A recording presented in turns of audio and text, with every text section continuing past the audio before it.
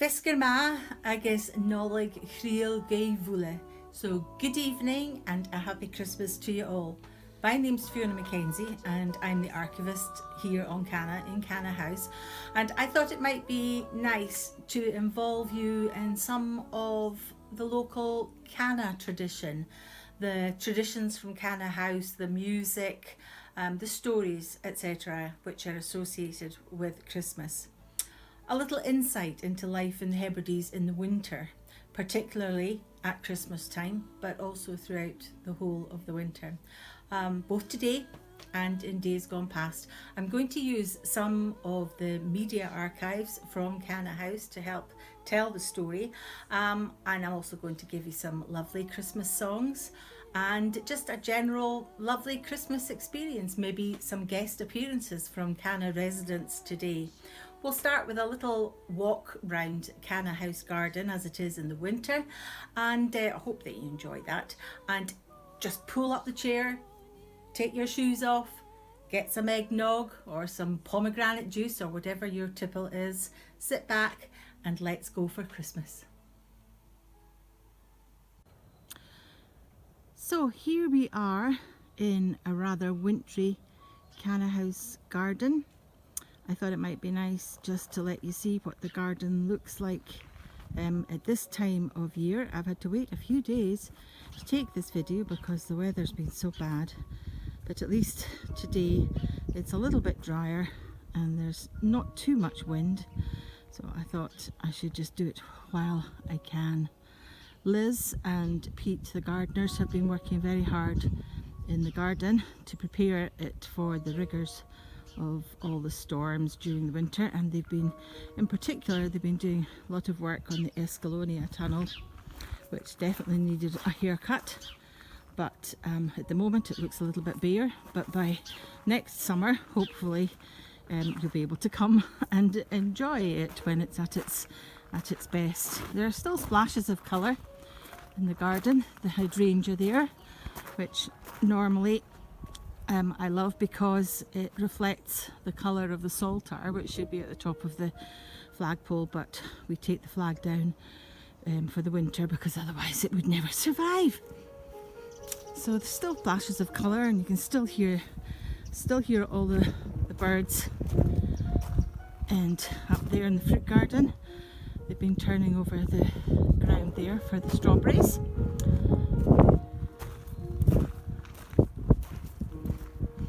We've had quite a few storms already, and this is only November, end of November, but today's nice.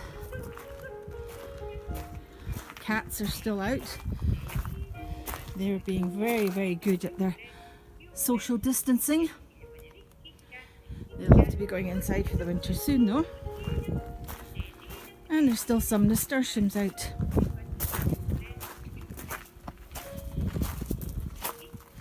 These are my favourite rose bushes. They don't look like them at the moment, but they're beautiful old-fashioned yellow roses in the springtime.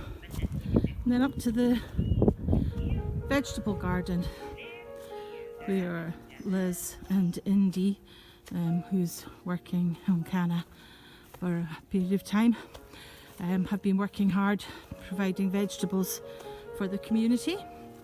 The community bought the seeds, and Liz and Indy have been growing them, so they've kept us supplied for the last few months with lovely cabbages, broccoli, leeks, tatties, beetroot and carrots. It's been really lovely. So just a wee moment of stillness. Might be winter, but there's still a lot happens.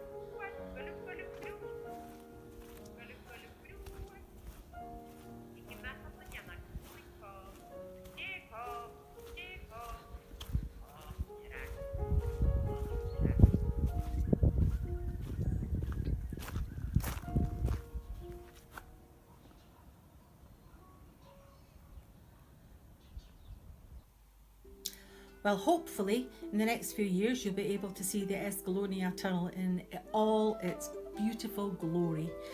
And speaking about glory, here's a short video which was made in winter 2019, made by the Scottish Gaelic Awards for the symposium which we had in Canna, which was nominated for Event of the Year, and in fact won the category in the Gaelic Awards that year.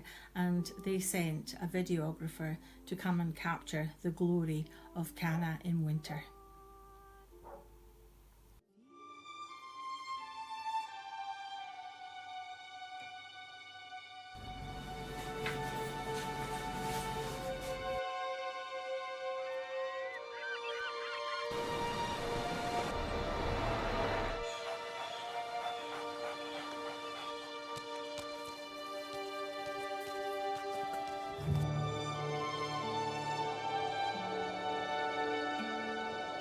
Nuair a haibh tín go Canna, haibh tín suas a tunnel agus an nuair sin ha Canna díreach an nóchgad. Se rúta gan magical ma dhéin an ilasam dé hawn. Se lá go masón is van ceall colm chiúile an téna a bhéad. Agus bha sinne ar sin a bhí céit na cealtin etar na caimbalích agus Canna agus éirín go háid. Bha íon láthne caimbal gan bheach gur be Canna an dachi haurí ag nuamh colm chiúile. Agus bha sinne sin a bhí céit ar an fianais ar san sin, agus chuir an cuiríonn amach gan na daine sin a cuair pechbar in isteach. Díreach a céit ar sin, agus cuideach cealtin ciú. Shemagan hinu, shemagan hinu, shemagan down. Shemagan hinu, shemagan hinu. Cealtin ciúil agus Canna sa thuúlacáil etar Canna alpa éirín, agus sé lá sónid a bhain hánig fascéir trífichit ann, bhá alpa, sasain, éirín, Canada, stachin uníchte, sa ghearmót, sa thuúlaháit. Resurrection a bhain.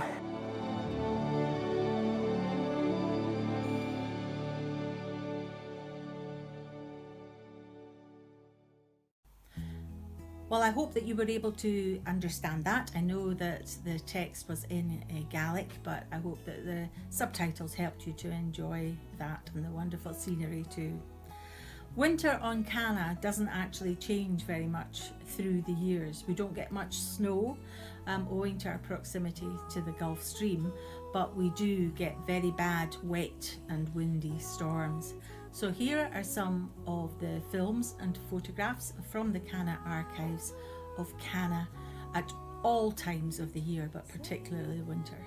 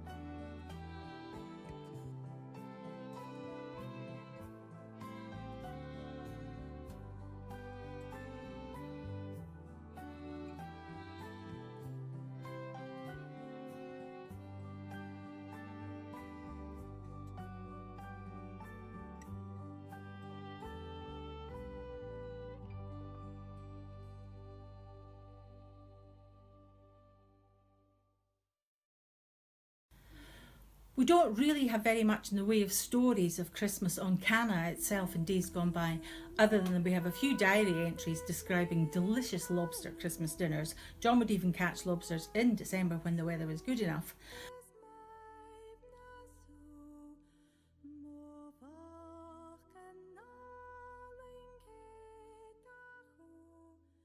But here is a flavour of what Margaret Fay Shaw's Christmas was like on South Uist in the 1930s, taken from her book, Folk Songs and Folklore of South Uist.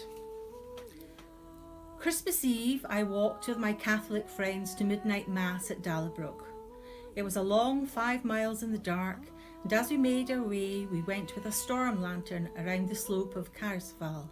We could see far away many tiny lights scattered over the black Macher, moving north towards the church. Others joined us out of the darkness, and we made a long and cheerful procession.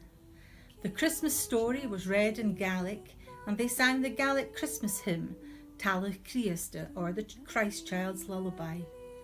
It has recently here found that Father Ranald Rankin composed the words of this beautiful hymn in 1855. And it was first taught to the people of South Uist and Eriskay by Father Alan MacDonald, who had it printed with other Gaelic hymns for private circulation. The tune was originally a walking song, and I have given the version that is sung in South Uist. After church, shaking hands with each other and giving the wish of Nollaig Chuntach, we walked the long road home in the early hours of the morning. There, waiting, was the feast of mutton, cooked the evening before, for it is the custom to kill a sheep for the first food on Christmas morning.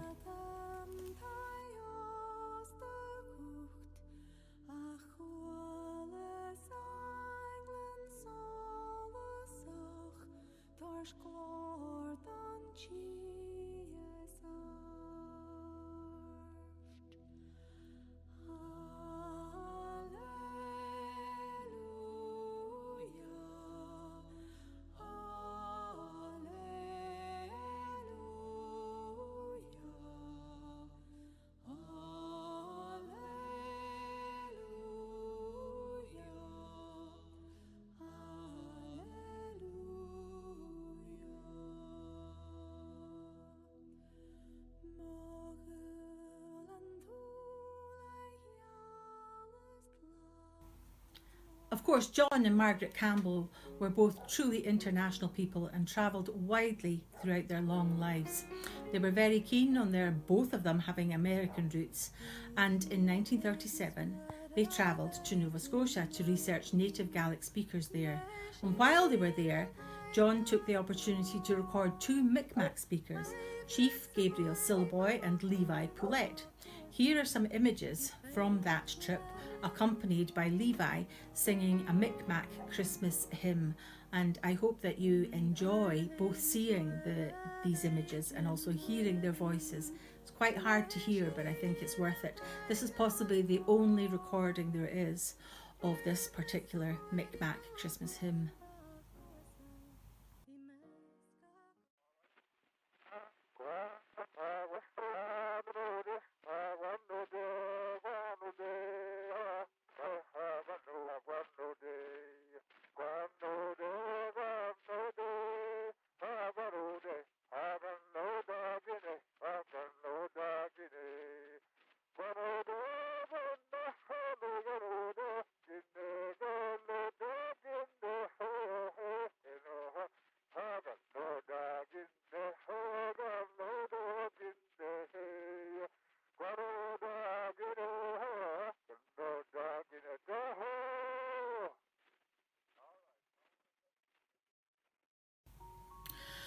Of course, 2020 has been a very difficult and challenging year for us all, and in addition to coping with COVID, we've all been mourning the very sad loss of our dear friend Magda Sagarzazu, the previous archivist for Canna House, a lifelong friend of the Campbells.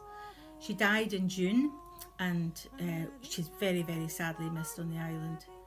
She was a great inspiration and friend to me, and I do miss her every day. So I'd like to share some images of her over the years with you, and also for you to hear her voice.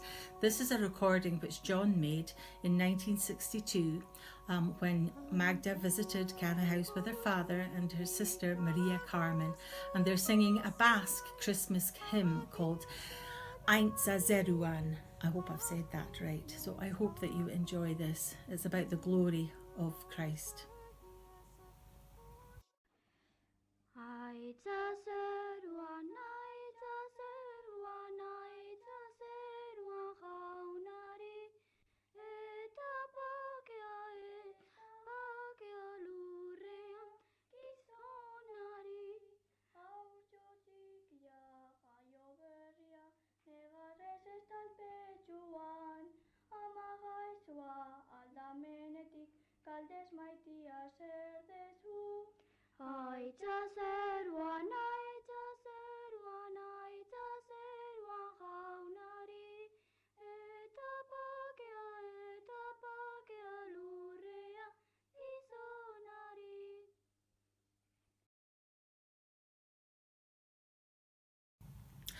Well, if you're anything like me, you will have family film traditions which you trot out at Christmas time. And for me, Christmas starts when I get the opportunity to sit down with my daughter, a glass of mulled wine, and sit and watch The Sound of Music and sing along with all of the songs.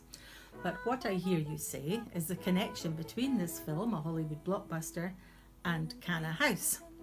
Well, a couple of years ago I was delving about in some covered up bookcases upstairs in Canna House, and I came across this lovely little book, the Trapp Family Christmas Songbook. A delightful book of some of the songs in musical notation of the songs as sung by the original Von Trapp family on their song tours in the years after the Second World War.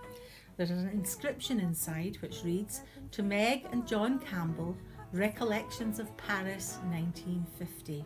That's all very nice, but what makes it very, very special is that on the inside flyleaf we've got the signatures of every single member of the original Von Trapp family singers, the original ones, not the film cast, the original ones.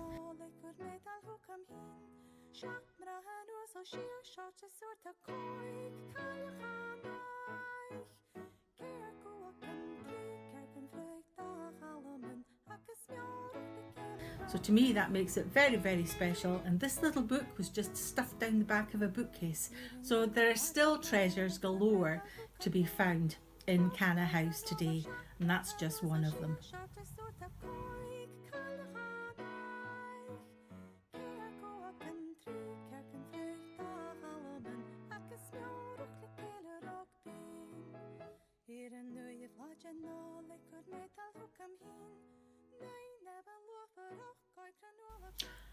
Hogmanay, or New Year's Eve, is of course a great celebration throughout Scotland and is no less so in the Hebrides.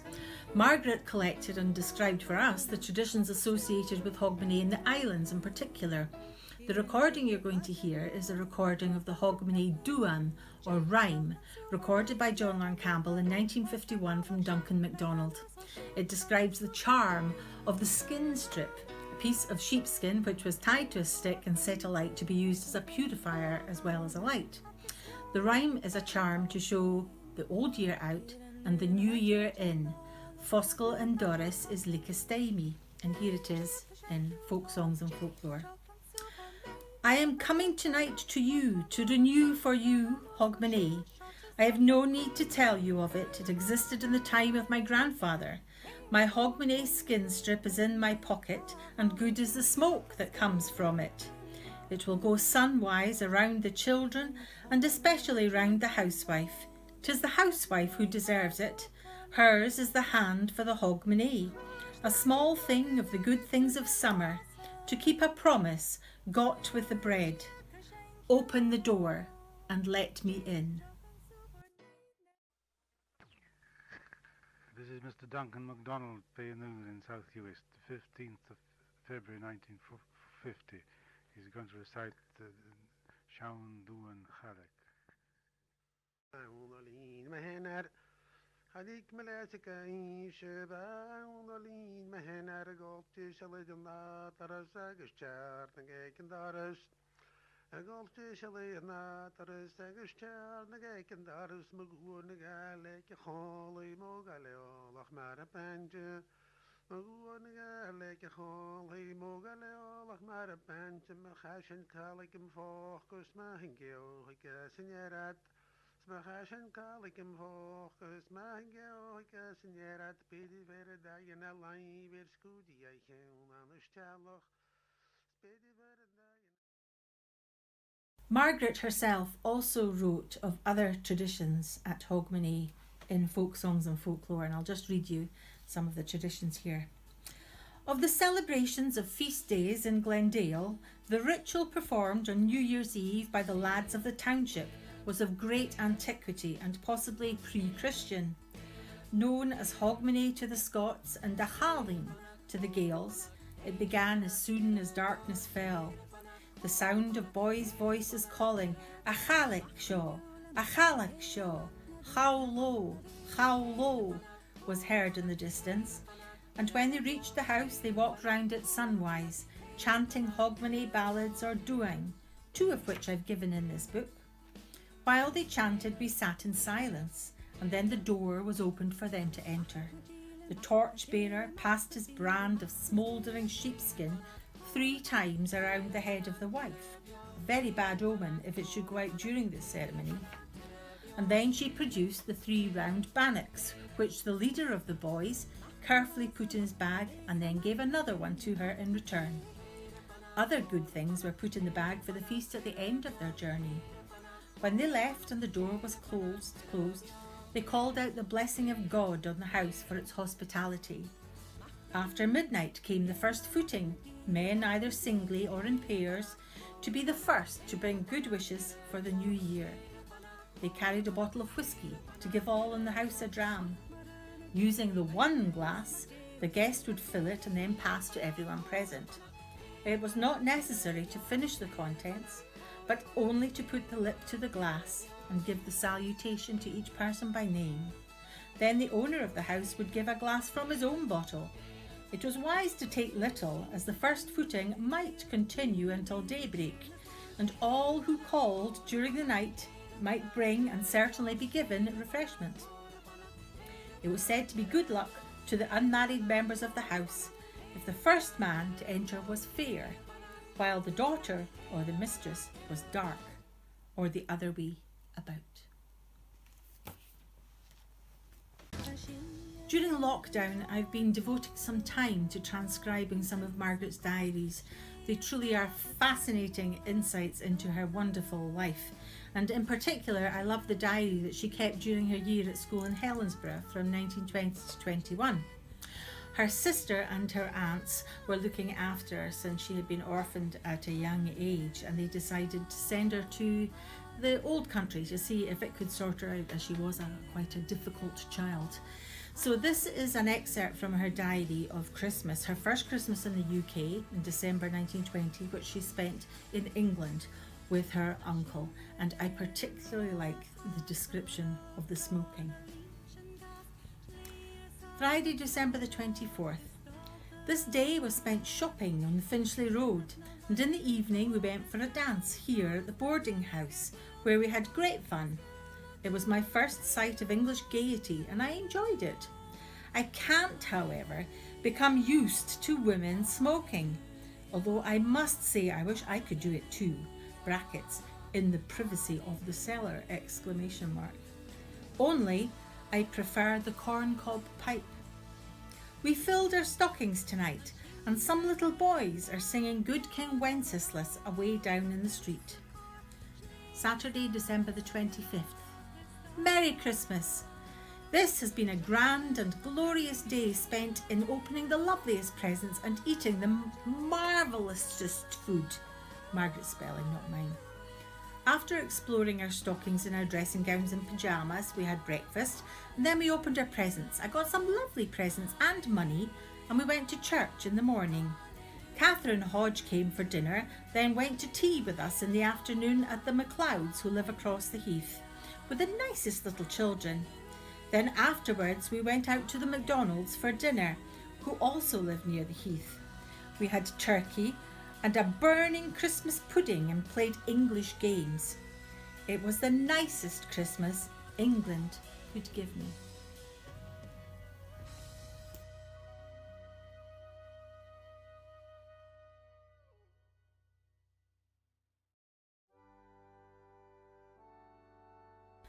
The practicalities of life on Canna at Christmas time can be a real challenge. I myself have been stranded twice on the mainland at Christmas time with all of the presents and the food on Canna and us unable to reach them due to bad weather. It can make for a very unsettling time, and we have to be prepared to change our plans quite frequently. But it's always nice to get back to the island, to light the fire, close the curtain behind us, and hopefully the family with us in tow. Donald, as harbour master, is the first person to greet visitors as they come off the ferry, and he's the one to keep us informed every day as the latest in ferry logistics. So here he is down at the pier, battling to keep the pier open in some beautiful balmy Canna winter weather. Hello, I'm Donald Mackenzie, the harbour master here on Canna. That's me just said goodbye to the Loch Nevis, our ferry. Next one's not due until Sunday, but at least that's the first lot of supplies for Christmas. So we've got lots of coal, lots of food, and hopefully the presents will be coming soon. I hope you're all going to have a good, if different, Christmas this year. So happy Christmas from all of us here on Canna.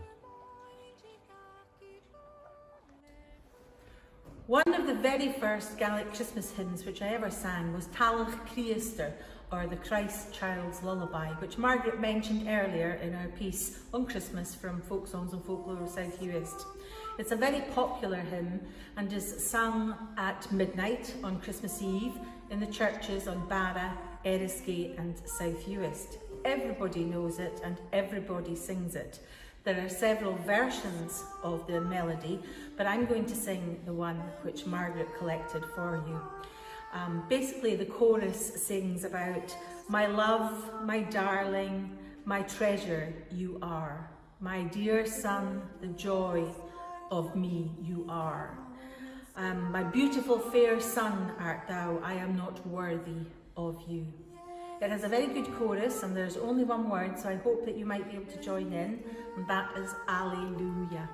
So I hope that you enjoy this, and I wish you all a very Merry Christmas, wherever you are, and although it may be a different Christmas, I do hope that you manage to enjoy yourself, and look forward to welcoming you all back to Canna as soon as possible.